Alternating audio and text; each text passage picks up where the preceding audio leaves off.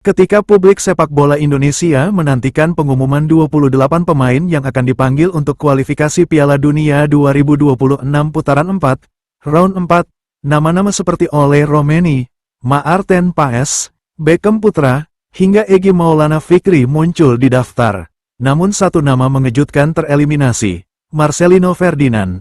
Kabar pencoretan ini langsung menyita perhatian publik. Marcelino selama ini dianggap sebagai salah satu aset penting timnas, pemain muda dengan talenta besar dan kontribusi nyata dalam putaran 3 kualifikasi. Beberapa media menyebutkan bahwa Marcelino adalah satu dari 7 pemain inti yang tidak dipanggil untuk putaran 4 oleh Kluivert. Menurut laporan media, alasan paling konkret yang dikemukakan adalah sanksi akumulasi kartu kuning yang menimpa Marcelino dalam pertandingan putaran ketiga. Dengan akumulasi kartu kuning, ia otomatis terkena larangan tampil di laga tertentu. Dalam konteks pemilihan untuk putaran 4, Kluivert memutuskan agar Marcelino istirahat dari skuad, menyisihkan kemungkinan ketidakmampuan tampil penuh atau cedera dari sanksi. Media juga menyebut bahwa nama-nama lain ikut dicoret karena alasan non-teknis seperti Ivar Jenner, Adrian Wibowo, Rafael Struijk, dan lainnya tidak muncul untuk putaran 4. Patrick Kluivert sendiri ketika diwawancara menegaskan, "Saya senang dengan skuad yang saya punya. Ini bagus untuk dilanjutkan." Pernyataan itu bisa diartikan bahwa pelatih ingin menjaga kontinuitas skuad yang sudah terbentuk dan berproses, meskipun hal itu membuat beberapa pemain berotasi. Dalam satu kesempatan, Kluivert juga mengungkap bahwa Marcelino dan Maarten Paes, yang sebelumnya absen karena akumulasi kartu, sekarang sudah bisa kembali untuk laga kontra Jepang di putaran ketiga.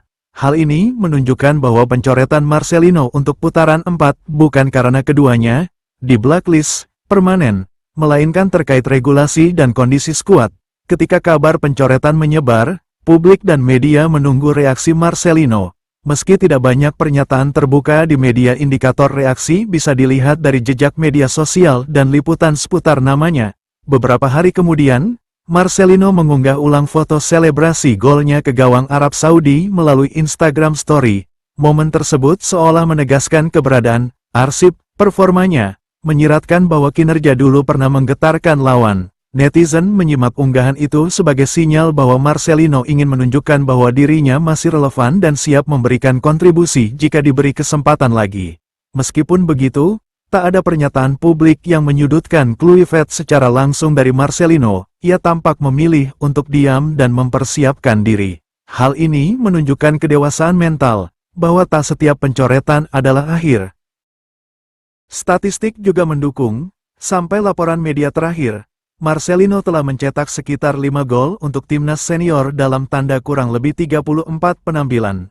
Dalam laga-laga putaran 3, Marcelino sempat absen karena akumulasi kartu, seperti saat melawan China. Ketidakhadirannya berdampak nyata karena lini depan kehilangan pemain kreatif. Untuk pertandingan itu, Kluivert menyebut bahwa pengganti seperti Stefano Lillipali, Egy Maulana Fikri, atau Rafael Struijk bisa masuk mengisi posisi kosong. Sebagai tambahan, Marcelino juga sempat dikabarkan absen ketika dipanggil karena status suspensi, bukan dicoret secara teknis. Dalam daftar 28 pemain timnas Indonesia untuk putaran 4 kualifikasi Piala Dunia 2026, sejumlah nama menonjol. Ole Romeni, striker yang diandalkan lini depan.